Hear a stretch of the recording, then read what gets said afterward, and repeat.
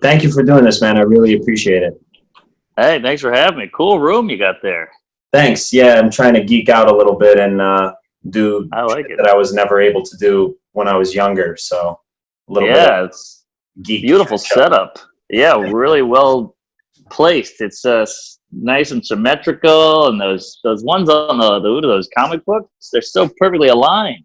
Yeah, they're all graded. That was surprisingly eyeballed. I just was like thumbtacking the wall. What? That's impressive. I did use a level to make sure it wasn't. Yeah, I grew up in a very not clean house, so that's probably one of those things that happens to you when Yeah, when you want it to be a little bit different in your older age. I know what you mean. I feel the same way. I grew up in a terrifying neighborhood and scary house, and I'd go to my friend's house in the suburbs, and I was like in heaven. I went the first time I went to, because I grew up in Flatbush, Brooklyn, Oh yeah? Black and Hispanic neighborhood, basically. And my friends always laugh because up until like middle school, some black kid got mad at me, and he was like, something white boy, and I legitimately was like, looked around, I was like, what, me? So that's why I actually love your comedy. Just kind of knowing it's got to be odd too, because people know a little bit more about your background than you know about theirs when they talk to you the first time, especially if they're familiar with your stuff. But I kind of connected with that, like you growing up in Treme and just like, oh yeah, like shit, man. People, maybe we need a little bit more like conversion therapy. Just start moving white people into black neighborhoods, but with no money. Yes, I have a new bit I'm working on about that. It's so funny you say that. Awesome. Well, I will not say too much more because I'll let people get in on that. I'll do like one of those corny intros, and then we'll. Okay. I want to hear about Brooklyn in the '90s also, but we can do that later. Yeah, brother, we'll definitely talk about it because well, there doesn't need to be any rhythm to it, but it's funny because I actually just saw a picture recently. It was on Instagram of me in high school. So I went to William E. Grady High School, which is like a technical vocational high school in Brighton Beach. Oh, wow. I studied automotive. I didn't learn anything because I had zero passion for it, but I didn't have a concept of being able to speak up and be like, hey, I'd rather do audio visual or even like culinary arts, but you would be considered like a bitch if you if you were gonna right cook, same here. So I saw a picture recently, and out of like the 10 guys in the picture, like 5 of them are dead, man. The shit's crazy. Yes. Yeah, dude, it's the same with me. Like a lot of my high school friends either died from drunk driving or heroin, OD. Yeah, it's just nuts to like think about that. So it kind of, side note, but it like pisses me off a little bit when I read a book like White Fragility. I'm like, hey, you probably don't know much about growing up in a multicultural area, so you just write about some. Of course, yes. So what is that? I'm obviously not going to read the book, but what's the gist? Like, what's going on in that? Is it just guilt? It basically, the person who wrote it, essentially, it's like, if you're white, you're part of white supremacy. If you're yeah, there's like nothing to do about it too. It's like, right. If you sink, swim, or exist, you're a witch, basically is. Wow. And it's a bestseller. What the hell are we doing? Well, I think people are just having it's such a tumultuous time with social consciousness. There's like an uprising in it, which rightfully so there should be. But I think because of also global pandemic and all this other stuff, people are grasping at things that maybe aren't the best for an overall solution, Yes. I think it gives them a sense of control, or like, since we can't do anything with the pandemic, you feel like, well, I can make this right. I can change this. Yeah, which is a good instinct to have, to want to change things for the better. But it's sometimes you build momentum in one direction and it becomes very difficult for people. Like, I love your bit in Out to Lunch where you're like, transition of thought.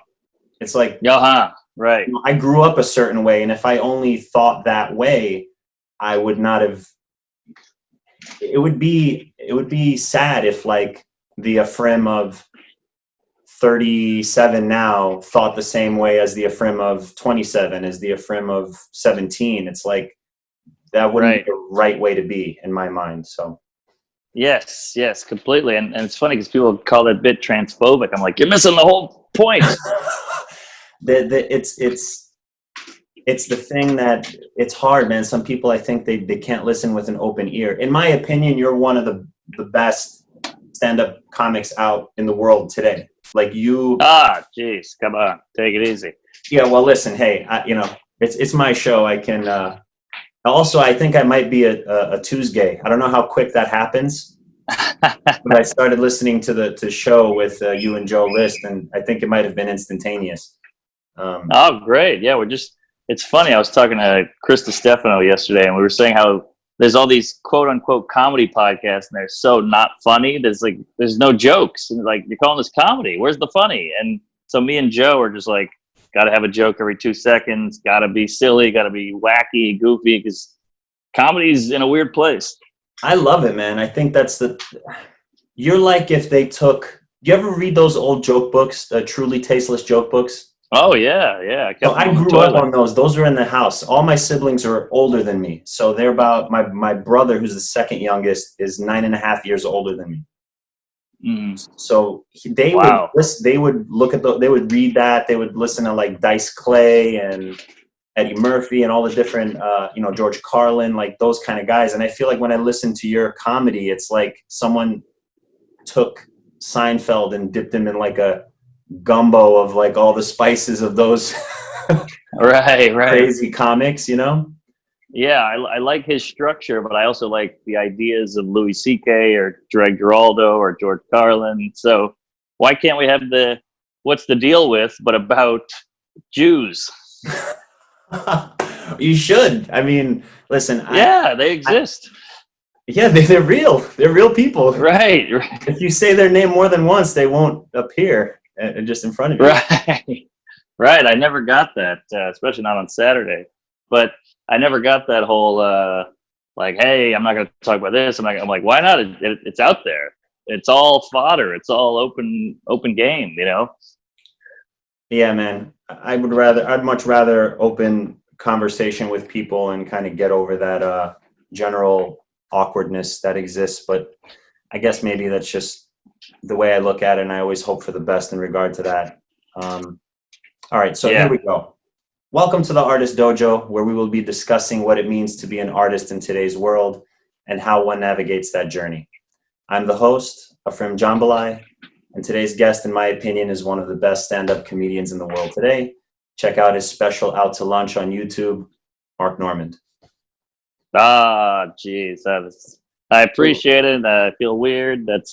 I feel bad. The audience, we had a great talk before you started rolling, and now we're. Oh no, that's gonna be in there. I leave great. I like to show the work. Okay, good. Show the work. Get in there. Yeah, because I don't want it to be like. It doesn't necessarily need to be polished or anything. I think even sometimes the name of the show seems a little weird to people because they say like the Artist Dojo, and right. I think you're not Asian, so that's offensive. I know it's super. Well, I would say. Culturally appropriate, but I guess it's appropriation. Yeah, which sounds like a good thing, appropriation, because it sounds appropriate. You're like, oh, hey, thanks. You got to get my kimono now. Yeah, exactly. I'm bowing. You can't see. So with everything going on, what I wanted to mention is on Tuesdays with Stories, you mentioned that you had like a little alopecia spot in your beard. And I got one right on the top of my head. Really? I'm stressing out. So I think we might both be part of like the Existential Crisis Comedy Club. Yeah, well, the on top of the head is scary. That's dangerous stuff because you're going, am I balding? But the beard I feel better about because, the beard never balds. So it's alopecia. But with yours, it could be balding. And I mean, I'm not saying it is, but that's where my head would go. And it's weird. It's happening all over the top of my head. Yeah, in the horseshoe pattern, just like my dad. Oh, weird. I don't know. Blame it on alopecia. Right. So I guess in the past there was a reverence and a place for artists, storytellers, griots, tribal elders. Do you think that still exists today? Oh yeah, oh definitely. I think they're out there. I think there's so much internet and so many commenters and trolls that there's more pushback maybe, but they're out there. They'll always be. You can't get rid of them. It's who you are. It's like trying to get rid of the gays. Hey, wait a You minute. know? Yeah, but they're going to be there no matter what. Yeah. And they can't reproduce, and they're still there. So good for them. I'm not saying I want them to go away. I'm just saying like they're very It's not resilient. possible. They've been around, man, since the beginning of time. Yeah, from what I heard. I know that they're literally a dying breed, and they're still there. It's pretty impressive. So do you see yourself as an artist, craftsman, both, neither, something else altogether? Well, comedy it's the least pretentious art form, which I love. Even calling it an art form for most comic makes our assholes tingle a little bit in a bad way. So we don't like to call ourselves artists because it sounds too douchey.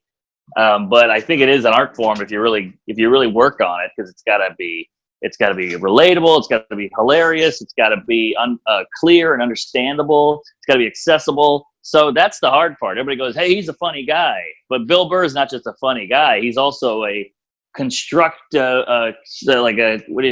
You got to structure the bit. You got to say it the right way. You got to time it right. So that's really what stand-up is. Everybody thinks it's just being funny, but it's actually the packaging of the words that's really the art form.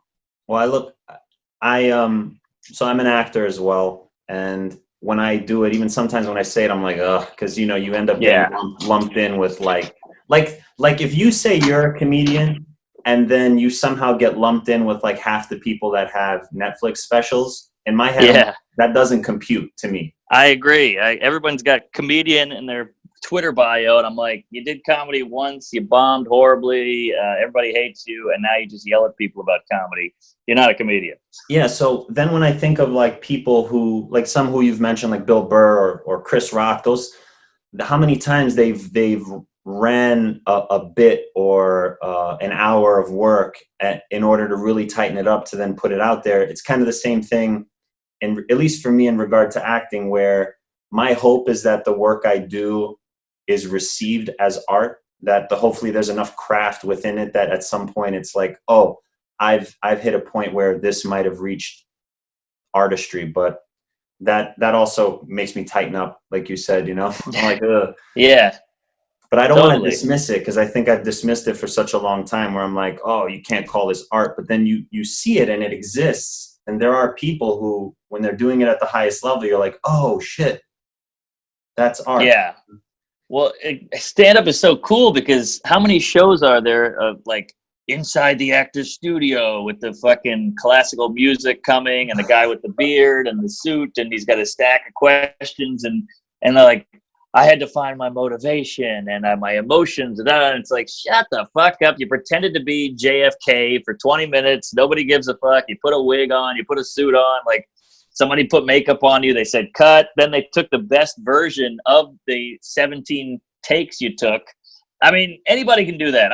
Look, Daniel Day-Lewis, Meryl Streep, Denzel, or whatever. I get it. They're talented, but like, let's not start blowing Zac Efron like he's some kind of artist here. Like, comics had to do it alone. They had to write it. They had to perform it in fucking basements over and over while somebody's drunk or getting a BJ or whatever the hell, and then perfect it and then put it out. And even in your special, they could be fuck ups, they could be flubs, they could be a heckle. So like, yeah, man, how do you deal with, like, that's why I kind of I started in theater first, so that's why I appreciate that more, in a sense, because an audience is not going to lie to you if you're not doing your thing. Theater I respect more, for sure. They'll give you that energy, but like with heckles, man, that's got to be so nuts. I mean, when you let go, because I grew up in a roast culture in Brooklyn. Everybody roasted each other. That was just how you did it. You love somebody, you joke with them, you made fun of their mother, you made fun of them, you oh, your sneakers look like shit. But Yeah. no matter what, it was like, it was love, Yeah, I agree. I think that's a healthy way to grow up. I think it kind of builds character, builds a tougher skin, builds some personality, and it builds you. It just lets you know what the real world is like. This is how people think. They go negative, and if we can turn that negative into kind of a lovey thing, like I only trash the ones I love, then I think that's beautiful. And it's crazy how people are so sensitive now that you can't bust anybody's balls anymore, even though that is a way to say, hey, I'm a fan. I like you. Yeah, I've had a conversation with my martial arts instructor about some of this stuff, and we're like, the term actually in my head more is like people are being fragile, because to be really sensitive, like for example, if you're on stage and you notice something different and it has an effect on the thing that you're telling, the joke that you're telling, and out of that comes like, you're like, oh, that's the button to the bit or whatever. You have to be sensitive to that moment. Whereas if someone, you roast them jokingly and they take it personal, that's more of a fragility than a sensitivity, in my opinion. Oh, I like that. White fragility. I think you're onto something. I think that's a great point. I like that, because sensitivity doesn't have to be like weak. It doesn't mean I'm crying, I'm sensitive. It actually just means, you feel more and you're perceiving all these things at once. But fragility is, that means you're easily crumbling. So I think you nailed it there, Patty. That's a great call. Thanks. Yeah, I've been trying to put weight on. It's tough. You got a Jorge Masvidal kind of vibe going over there. Yeah, much less of the just randomly punch people in the face, if give them a 3 pieces of biscuit if they say something to me. Right. I try to be like, hey man, let's chill. It's all peace. I hear you. Well, are you in Brooklyn now? No, I'm in Buffalo. I left out I left away from the craziness of the global pandemic. My fiance has like a autoimmune disorder, and since she's originally from Buffalo, we're like, hey, let's just get a place up here and not be in the craziness for a little bit. So I get it. I mean, it sucks you're in Buffalo, but I get it.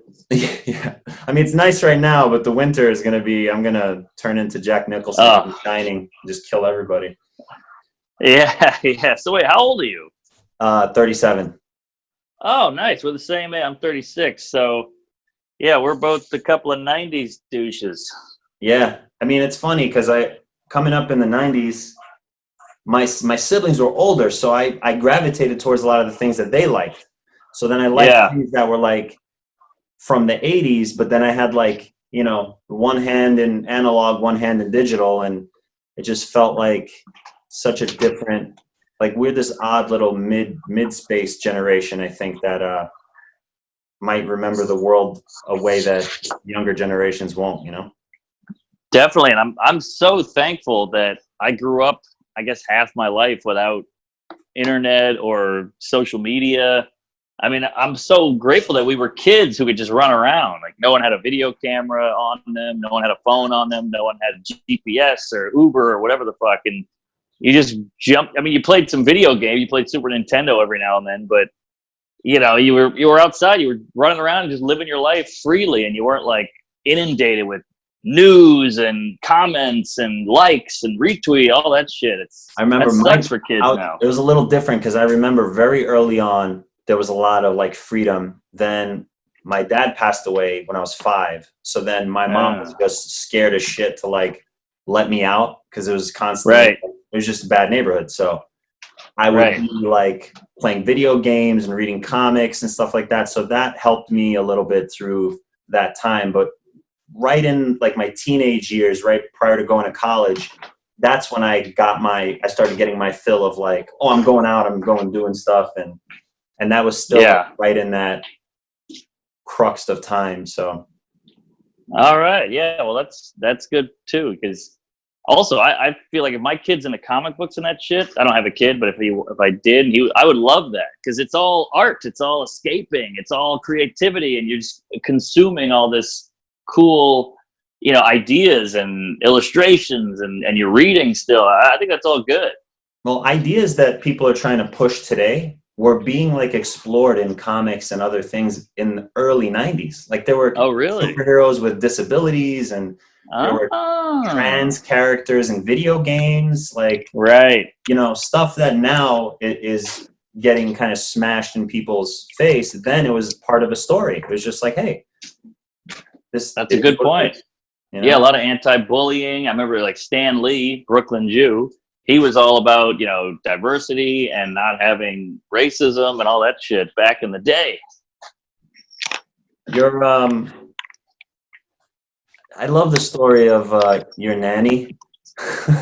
Oh yeah, Enos. Yeah, is that? I think I read that you were trying to have that become something like a show or something like that. I've been pitching this show for the last 8 years, just trying to get some traction on it. Everybody's like, I get emails 3 times a day. How is that Enos thing not a show? What are you doing wrong? You got to pitch it this way. You got to make it animated. You got to do this. And I'm like, I've tried, man. I got no juice. I'm a honky. I'm not famous. I'm trying, but I had Well, the dude, thing animated. I had your some kid special draw it. your special's like close to 2.5 million at this point on YouTube. Yeah, So we're getting there. it's blowing up, man. I'm hoping that people, you know, see you in the creative light that they should, because you're clearly putting in the work. And I appreciate it. Yeah, that was a big wake up call. I got a lot of rejections on that. Then I put it out and it popped. It did really well, and now I'm getting like hey, we'd love to work with you. We'd love to be in the Mark Norman business. I'm like, fucking come guzzling douche. Where the hell were you a month ago when I needed you? You know, but they're scared. They don't want to take a chance on nobody. and I was ready to drown my sorrows for eternity, Yeah, you know. I know. I was crushed that nobody would buy it. I put my jizz, anal, and queef into that thing, and nobody That's a gave a lot. fuck. Yeah, and then it did well, and they're like, "Hey, how are you, buddy? We never talk anymore." I'm like, "I've been here the whole time, you kook." Yeah, it's rough, man. It's like, yeah, I see that too sometimes, and I just decided I wanted to kind of create my own thing, because while I'm waiting to go audition for like bigger films or different projects and stuff, and I know what I'm capable of, but it's like I can't wait on other people to make that happen. You just got to put stuff out, and I think you're the perfect example of that. Like, I watched your special once, laughed my ass off, and then I told my fiance, I was like, as an excuse to watch it again, I was like, hey, let's have a date night. Let's get. Oh, thanks. I feel bad for her, but I appreciate it. Yeah, she fell asleep towards the end, but only because she was All right. tired, not because it wasn't good. I'll take it. She got further in than my parents. Yeah. Oh no. So I guess we kind of covered it, but what does it mean to be an artist in today's world for you? Well, here's the weird thing: is everybody goes, "Oh my God," with Trump and with the racism and BLM and Bernie and all this shit, like Biden. There's so much to talk about. There's so much material. I'm like, I don't give a shit about any of that. I care about people and what they like, human interest and society. I could care less about Trump. Plus, everyone else has talked about Trump. Like, we all know he's a wacko. So I don't want to cover it. It's too on the nose. I like finding the little weird, hidden, subtle things and exposing that. Kind of like how Seinfeld will talk about the hair on the wall in the shower.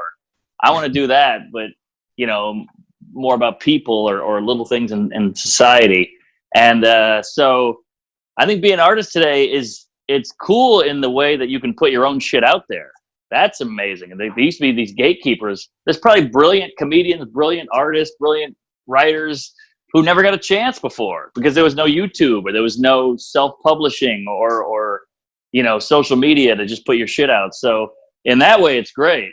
But now I feel like we're more worried about, especially the industry, they're more worried about diversity and like perception. We need to be perceived as open-minded and different and inclusive. And you're like, yeah, but it still should be good art.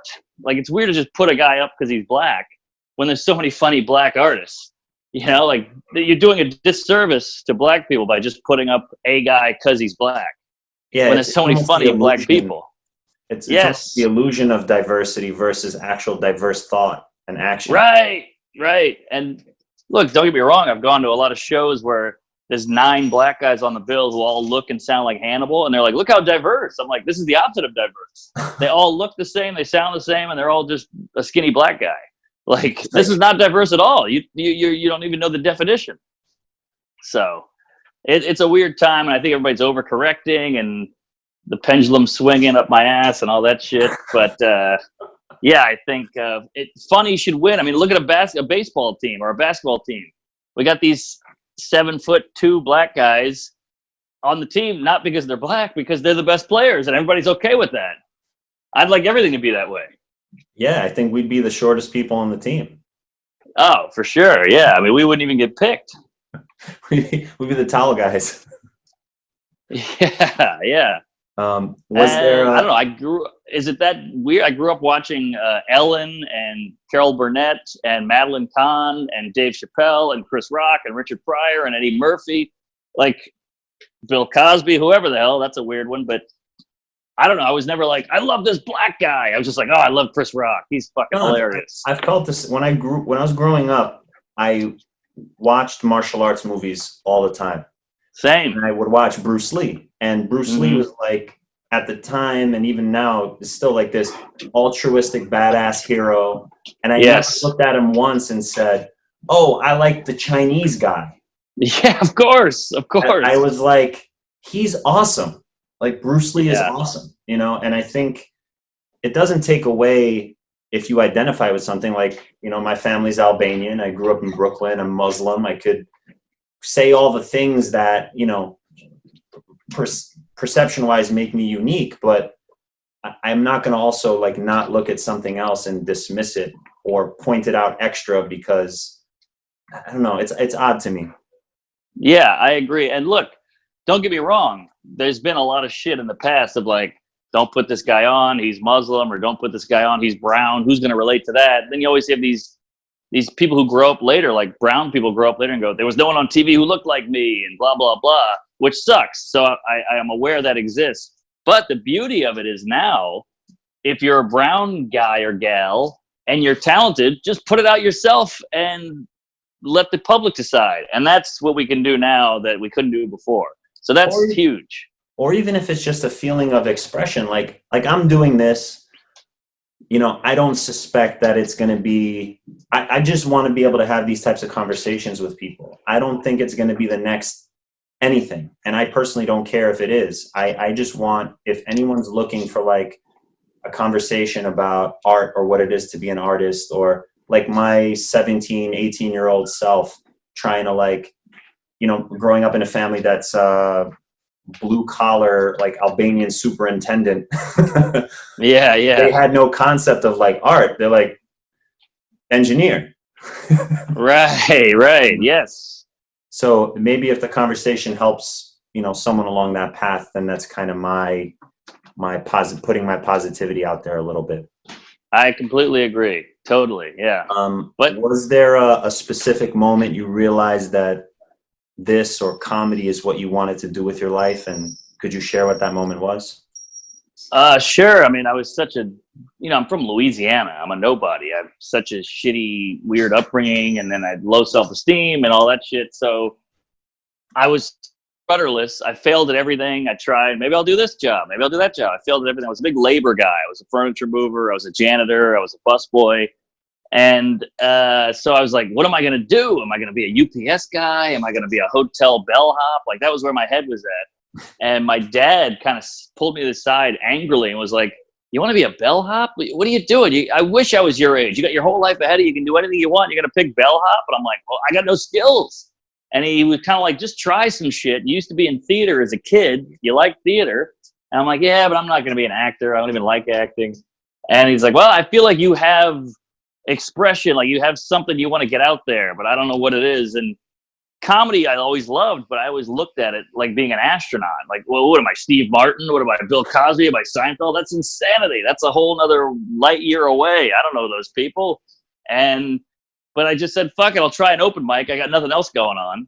And I tried it. It went horribly, but it was so fun. And I had a blast. And I got hooked. And the next day I'm looking through the news or the yellow pages for comedy clubs and all this. And I just started getting into that world. And it was something to do.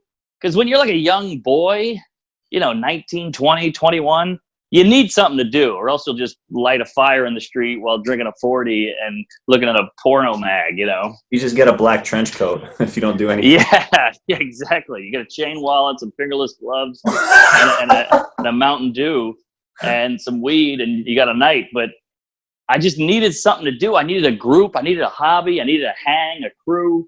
And I had all my drinking buddies, but, I was puking every night and fucking fat chicks and doing random pills. So I tried this open mic and I was hooked. And then I had a buddy, you start hanging out with all the comics. These are your new friends and you have common interests and you have a new bit to work towards. You got a new 5 minutes. Oh, that joke bomb. Let me retool it and tweak it.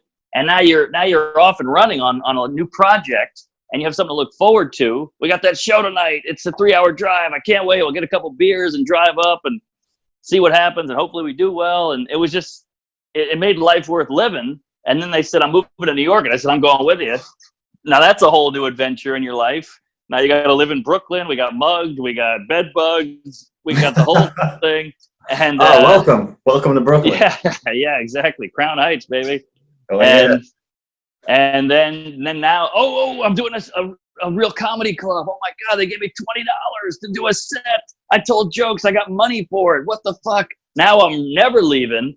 And then you meet Schumer, you meet Louis, you meet this, you meet that. You're doing clubs, you're on the road. Oh my God, they give you a free meal in Chicago. I'm sleeping on a couch, but who gives a shit? And you're like, wait. On top of the free meal, on top of the $20, you start freaking out. Exactly. I'm freaking out. Then you get a free beer and drink tickets. I mean, the whole thing was bananas. And then before you know it, like, hey, you built this set. Now you have a manager. And now you're on YouTube. And now, oh my God, Conan O'Brien is willing to he's accepting 5-minute submissions. Let me try it. Oh my God, I got it. And it's these little stepping stones over a decade, really. And, yeah, that's it. That's life. And there's no rhyme or reason. There's no blueprint. It's a huge risk. 99% of people fail. But what else was I doing? So fuck it. And I had a great time. And now comedy's over. Yeah, you grew into it. They're like, sorry, Mark, it's all over. Yeah, exactly. I finally got some butts and seats. I'm on Rogan. I'm on the Tonight Show. I got a special on YouTube that's doing well. And hey, the whole thing's fucked. Yeah, the simulation was like, wait, Mark's doing well. Throw in that global pandemic. Yeah. It's like I got promoted. I married the woman of my dreams, and then we had a miscarriage. Oh. So I always go too harsh. No, that probably accurately depicts the pain of. All right, I'm cutting that out. No, leave it in. Leave it in. I'm leaving it all in. I love, actually, one of my favorite things you do in stand-up is like you fill those moments of like whether it's awkward silence or like awkward laughter or whatever it is. Like you'll just say things in between it, and for me that makes it even 10 times funnier because you're acknowledging the thing that's happening in the moment. Oh yeah. Like basically, like whether it's comedy, you just say like comedy or whatever, like in between it. That shit makes me laugh so hard because I love those moments in life, especially when I see it happening between two people. Right. Anyway, side note, that just cracks me up. Oh, thanks. That's just me being a little nervous and feeling that awkwardness and having to address it. So I appreciate it. A lot of good comics are like too cool for school, and they're like, I can sit in this silence. I'm the man. Fuck you. But I'm like, I'm not the man. I'm not feeling confident right now at all. So I got to go comedy. Oh boy, here we go. Because I'm nervous. But that, to me, that's the actual moment. Right. I get it. There's a time for, whatever. There's a time for stoicism and all this other shit. But when here's another thing I actually this reminded me of. So the idea of like comedy and like in martial arts training. So when I train, I'll go in, my training partner's there, we bow as a sign of respect. And we'll say like, hey, in this, let's say, sparring session, if something happens, if you happen to kick me in the face, I'm not going to take it personal because we bowed before we started. We both have a concept of what this is. So Yes. I feel like there should be an element of that in comedy places, like if you're at the Comedy Cellar, for example, like when people walk in, they have to like touch a sign as like an idea of like, oh hey, mutual respect, like whatever Yes. you hear here, different ideas, like you actually can't get offended because it's not the intention of the comic. They're just actually trying to make people laugh. So if Right. you feel like you've gotten, proverbially kicked in the face, it's no place for you to get offended or heckle or anything like that. I love that. I've always said that. I mean, comics have been talking about this for 50 years, but like, if you're offended, that's okay. I mean, look, I was a young white kid in a black neighborhood. The amount of white boy jokes I heard when I was a kid were horrific, and they hurt my feelings. But who cares? If my feelings were hurt, you move on. Like, I don't think they wanted to kill me. So also, if you're getting beat up pretty regularly, you're not worried about a honky cracker joke, you know. Yeah, yeah. So also, it kind of just shows You're you like how words. privileged is your life. You're like, words actually don't hurt. Right. Compared to that, no way. Yeah, So, compared to a full-on beating. but my thing is, I watch MMA, and I don't, I'm not an expert, but I enjoy it, and I always think like Shane Gillis. You've heard of this guy? He got in trouble with SNL for saying "gook" or something Yes, or yes, "chink" yes. or one of Yes, those. yes, So, yes. so my thing is, he was on a comedy podcast trying to be funny. Whether you thought he was funny or not, this is his intention. He was doing a character, whatever. You were offended, okay, but it's almost like a UFC ring. If I hit a guy on the sidewalk, I go to jail. That's assault. That's physical abuse, whatever. But if I'm in that ring, I'm allowed to hit the guy, and he's allowed to hit me, and that's what we've all signed up for. So if you're on this comedy podcast and you get upset, it's too bad. You're in the ring. Yeah, there's like there's a mutual agreement as to what's happening. Right, exactly. But I didn't think it was funny. Yeah, but somebody else did. It doesn't. You're not the be all end all. If you don't like Tabasco, do we have to get rid of hot sauce? I can't take the heat. Yeah, exactly. It actually prevents people from swinging for the fences, so to speak. Yes, Like you feel very tentative in life because you can't have like a really honest, even let's say it's a failed expression, because that happens too. Sometimes you say something, you miss the mark, you're like, ooh, I messed up. Right. But I think that should be allowed, especially in to tie it in. If you're trying to do something that's going to be, if you're trying to go for Mount Rushmore level comedy or actor or whatever you're doing, like you're really trying to be one of the best ever, or even just do it because you love it, you got to be able to swing and totally miss. Yes. Everybody. Yes. Without and being ridiculed for it. Yeah, if you cut somebody off when they attempt a big swing, they'll never get that home run because you keep chopping their legs off when they're working on it. So like it's almost like when I see these pictures from the 30s and you see some police officer measuring a woman's thigh and he's like, you're showing too much leg on the beach, you're going to jail. And you're like, what are we doing here? What kind of world are we living in? So when I hear some lady like, that was offensive, you should be fired from your job at Comedy Central, I'm like, you just look like the cop who's measuring the knee. Like, what? I know in your head you think you're doing the Lord's work and saving the world, but like, you're bringing us back, sister. This guy's trying to put out some art. He's trying to make somebody laugh, and you don't like it, so you have to come in and regulate and shake your fist. It's very strange to me. It's like, go hug your kids, get a hobby, create something, build a dresser, something. I think that's there's something to be said for that, man. Create something, instead of chopping the legs out from other people. Let's have ideas kind of compete with each other a little bit, Yes. and not in like this academic way where they're trying to win the argument. It's like if we're talking about a subject and you present an idea, I present an idea, it should be with the goal in mind to be like, hey, what's the better outcome or the more diverse thought process versus just, oh, I don't like when you made fun of when you said midget in your comedy special.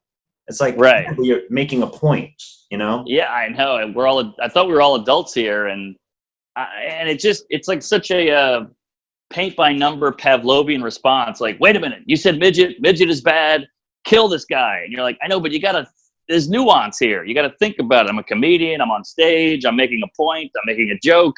Like, I know you heard midget, so your alarms are going off, but put some thought into it, weirdo. Like, I don't know. It's just, the whole thing's crazy. And here's what scares me the most. I get it. People are allowed to be offended. Some people go far. Look, every white guy on stage shouldn't be saying the N-word every 10 seconds. Like, of course, that can be gratuitous bullshit. But when a comic is sitting down to write and he or she goes, "Ooh, I got a fun idea. You know what? That'll get me in trouble. Scratch it. You're like, that's when I get nervous, because now you're in our head, and now you're stopping ideas from happening out of fear, and that's when it gets serious. I love I'm drawing a blank right now. I'm sorry. The person because you have like little sessions on it's been on your YouTube channel where you run ideas back and forth with other comedians like Sam Morril. Right. And I love that. I think that's like, I don't know, like a little jam session, writing session. You bring your idea to the table, and even if there isn't something fully there, like, the people that you can make the idea percolate with. Yes, exactly. So do you find yourself hanging out with a lot of those types of comedians that you feel you can gel with and run those ideas by them? Oh, dude, I mean, that's 95% of my friend base is other comics, and I get 2 texts a day or 3 texts a week. Just, what do you think about this? Is there anything here? Does this have legs? And then I write back, I like it. I would change this. And then I say, well, since you threw one, let me throw one at you. And then I throw a premise out there, and I'm on Twitter all day, like throwing a joke out. Then I'll get some feedback or not. Then I'll change it. It's all about reaction and working it out and tweaking it. So yeah, I mean, that's all I hang out with is comics, because comics immediately have 50,000 things in common. We've all bombed, we've all killed, we've all held a microphone, we've all done the row, we've all been on stage, we've all, been heckled. Like, you immediately have, it's almost like you're soldiers in boot camp. Do people? I have a chat with my friends, and it's the most ridiculous chat. We just throw like ideas out there. There's like cinematographers, writers that have worked on TV shows and all types of stuff, and we just throw stuff back and forth. But we don't ever get to a place where, like, hey, that was my idea originally, kind of a thing. Do you find that? Mm-hmm. I know there's instances of that in comedy where people either joke steal or whatever. So when you're collaborating with somebody, what's the person who brings the idea to the table, kind of their thing? Yeah, that's a great question, because that comes up a lot. Like, actually, that's kind of similar to my idea that I told you last week, and it feels like you just kind of took that and changed it a little bit, and then some people give you a great note on your premise, and then they're like, oh, that note was actually a big thing I could do now. I shouldn't give you that note. And then you're like, yeah, but you wouldn't have thought of that note if I hadn't presented this bit to you. And they're like, I know, but I can do something with it. So then there's a lot of that shit where it's just, whose property is it? And that has caused some real feuds between a lot of comics. It happens quite a bit. You kind of almost have to be very diplomatic about it. You got to be like, you're right, that was yours first, even though I really want it, but I get it. So, and plus jokes are so hard to come by that you tend to really fight for your material. Yeah, I can imagine, especially if it's like a interesting premise or a totally different take on something. Yeah, exactly. And that take could make you famous. That could go viral. That could be on Conan. That could be on Netflix. So definitely people really get sharp elbows around their bits. How do you navigate being an artist in your personal life and in today's world? I mean, we kind of covered it, but like, maybe what are some of the things you do to just keep going, I guess? Like, what motivates you to keep going, to continue walking the path you're on? I think for me, I'm like, 80% artist, 20% civilian. So I've really let the comedy world dictate my life way more, because it's my favorite thing. It's all I've got. It's the only thing I'm good at. It pays my rent. So, the girlfriend suffers, the family suffers, the non-comedy friends suffer. So that's a bummer, but I don't know. I just love comedy so much. And, you look at like a Michael Jordan. I watched that documentary the other day on ESPN, and he's just like in the what do you call it, the court. He's playing on the court all day in practice. Then he's like getting a massage. Then he's watching game film. Then he plays the game. Then he talks to the press. I mean, it's all basketball. And he mentions his wife once. I didn't even know he had a wife. I didn't know he had kids. I never saw him the whole time. And I related to that so much. I'm like, I'm in a green room. I'm on the road going to a gig. I'm at the gig. I'm at a bar after the gig discussing the gig. Then I'm in the hotel room writing a new bit. You know, it's just all comedy. I think also the people who surround you, or at least me, because listen, man, I could have worked a corporate job, 15, 20 years ago and been the president of some BS company now and been financially set and all this other stuff, but I would be absolutely miserable.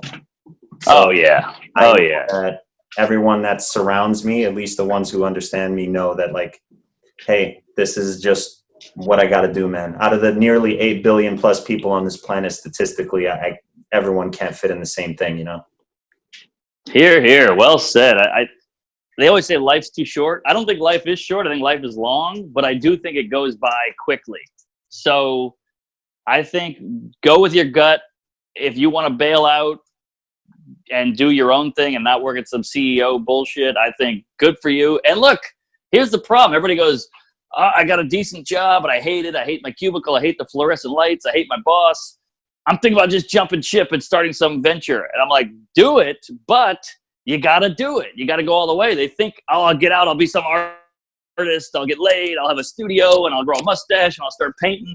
You got to do it, though. You're going to struggle for 10 years. That's the other thing. People go, must be so nice being a comic. I'm like, oh, it's fucking amazing, but give up a decade of your life to eat ramen noodles and bomb in front of nerds for 10 years and do the road and ride on a Bolt bus. Like, do all that shit, too. Don't just act like I got here yesterday. Yeah, I mean, people, that's why jokingly I said earlier, like, I like to show the work because people see the end product. And yeah, could I edit the conversation and really polish it and make it seem like something different than what it was? Yeah, but then that is actually kind of a falsehood. Yes. Because that's what happens all the time. Like, someone's going to look at your career or someone else's career and be like, oh, must be nice, and then fill in the blank. It's like, no, not must be nice. It feels good because I love it, but right. I've had blood, sweat, and tears spilled for this thing that I love to do, but no one's going to see that because it's not necessarily for them to see, Great point. Boy, you really got a good head on your shoulders. You can really put things together nicely, like a nice little summation. Oh, thanks, man. This is actually the time frame where I was going to ask for a donation to the Jambalaya Foundation. There you go. Get on it, folks. Venmo. So how do you deal with failures, mistakes, regrets on this path? Whew, I am not good with, I've failed so many times. I've got so many regrets. I'm not good with that shit. I had a bad podcast appearance the other day. Just, bullshit podcast with a couple of guys. We're all being funny and shitting on each other. And I just couldn't get anything out, and I couldn't get my brain in the right place. And I was bombing all day long. And I got off that pod and I just had to walk around the neighborhood for like an hour. I was just like, God, that sucked. You suck, you fucking bitch. God, you got to get better. You got to, and just punching myself in the head and hanging my head down and walking around. People probably thought I got divorced. I was so sad. And I think you need those, though, because I was like, I'm not going to let that happen again. I was so hurt by it that it motivated me to step it up. And as much as that pain hurts and you want to avoid it, I think you need it. How do you celebrate victories, accomplishments, good ideas, things that come up?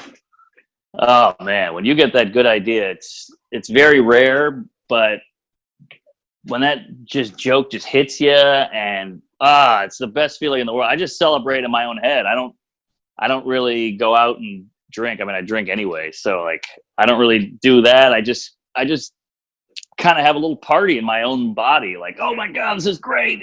And no one else is going to get it. You can tell another comic, they go, oh yeah, good for you. Or you tell your girlfriend, she doesn't get it. So it's internal. I just really love it. And so much can come out of a good new bit or a good new idea.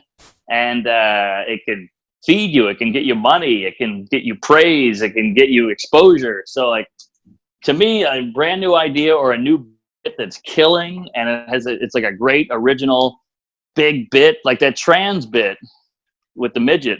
That bit took 6 months to get right. And like a week before I recorded, I came up with that Kevin Hart line at the end, like, well, I respect Kevin Hart because he's also a midget. And that just tied the whole thing up. And you're like, oh my God, thank God I got that in. So good. So like, thanks. So that was, it's like you said, that was months of bombing that bit because I couldn't really figure out the placement and my feet weren't under me and all that. And you got to let people work it out. Do you have any daily habits or rituals? And if so, what are they? Oh man, this is embarrassing. I mean, I'm pretty OCD, and with the gyms closed, I do a bunch of push-ups a day. I do a bunch of squats a day. I go to the scaffolding around Manhattan and I do pull-ups like a fucking dork. And I tweet a couple times a day. I got to get a few jokes. If you were hanging out with a bunch of black dudes in the 90s, you'd be the man. Yeah, those guys. That was always cool. Like, oh, that dude's tough. Right, right. Yeah, you never mess with the pull-up guy. That guy meant business. But yeah, so I got a lot of shit like that. Then I have to tweet some jokes every day, or I go crazy. And I try to do like at least a podcast a day. I have 1 million podcasts just out there on the internet that 3 people have heard.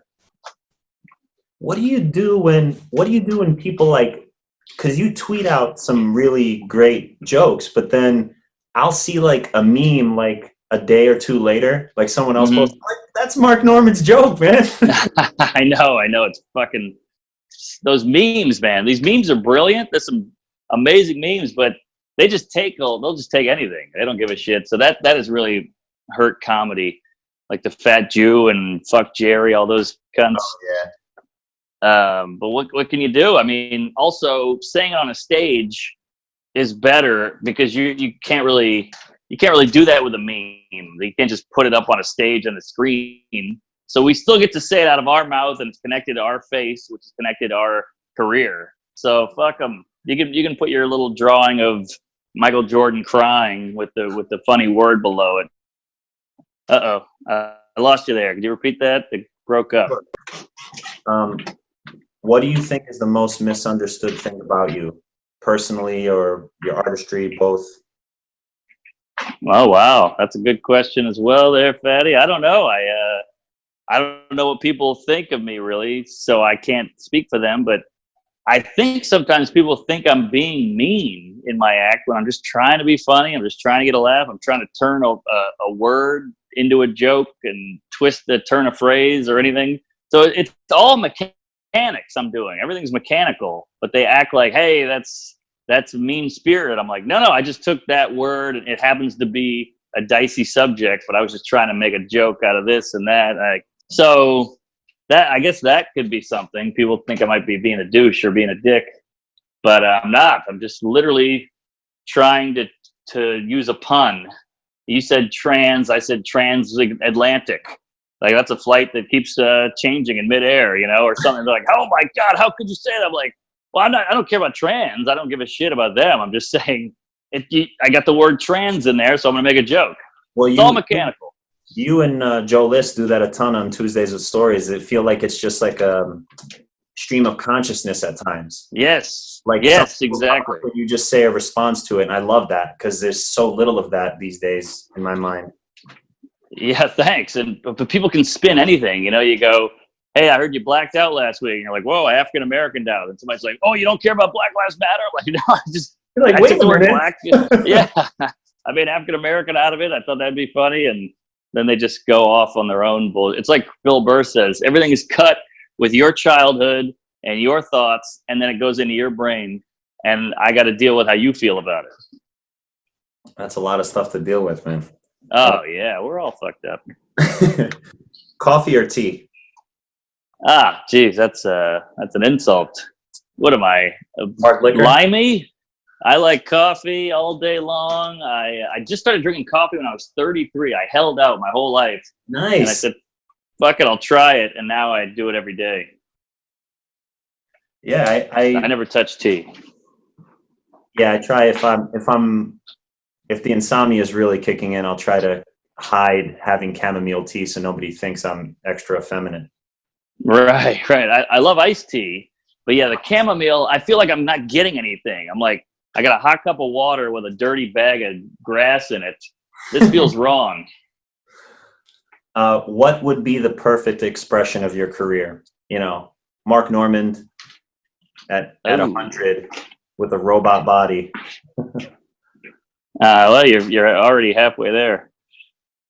I'm pretty robotic. But wait, what do you mean? What would Like be my? what would be the part, like if you had like a super objective for your career, like if you could look back on it and say, man, these are the things I wanted to do, or is it like maybe you feel like your best comedy specials ahead of you? Do you feel like, you know, you're going for the perfect joke?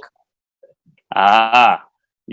For me, it's jokes. Number one, as many jokes as I can get in, and rapid fire, just punchline. So even if I'm on a podcast or telling a bit on Conan or a special, I just want a million jokes. I'm a big fan of Groucho Marx, and he was just this joke guy. I mean, he was like a savant of joke. Like they're really clever and they're almost philosophical.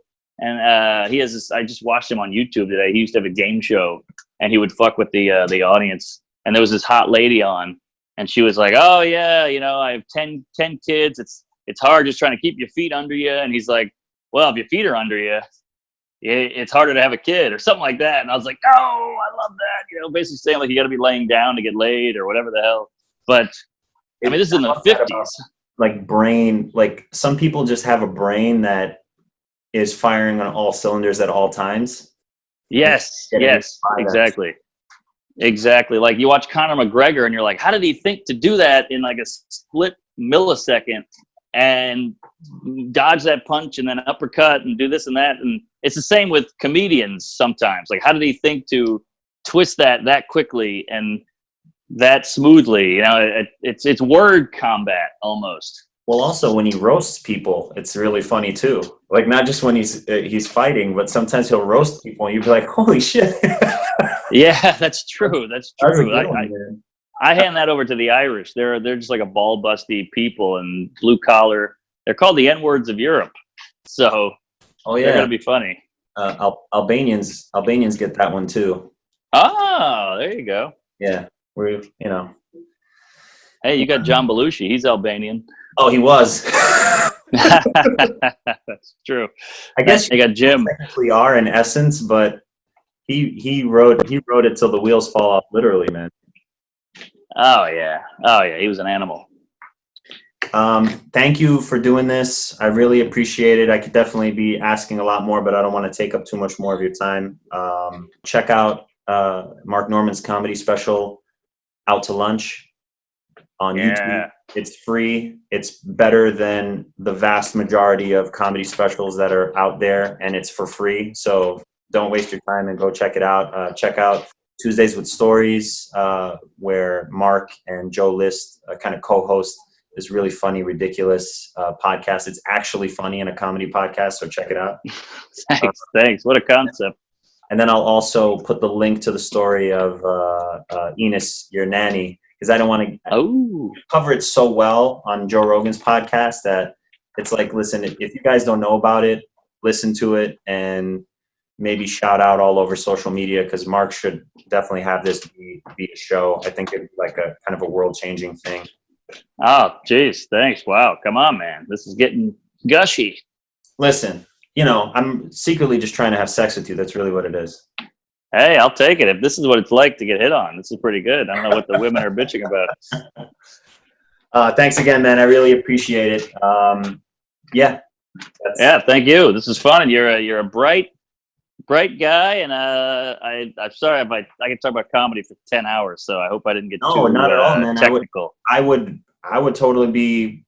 I'm all about it, man. Like when I think about it, like you hanging out with some of the great comics and the hilarious story of you getting to know Seinfeld and then sending him that text, like Jones and I literally screamed out loud because I've done awkward shit like that in my life, and I'm like, oh, oh, have you really? That makes me feel better. Why? Yeah, you know. So thanks hilarious. again, man. And when I'm back in Brooklyn, I'll hit you up and I'll get you a bottle of something. You just let me know what you All like right. as a thank you. Hey. So I really appreciate that. No pressure, no pressure. But yeah, thanks for having me. Thanks for the shout outs and the plugs. And I'll see you in hell. Praise Allah. Oh, salam alaikum. Hey, there we go. Peace, man. Comedy. Thanks. Bye.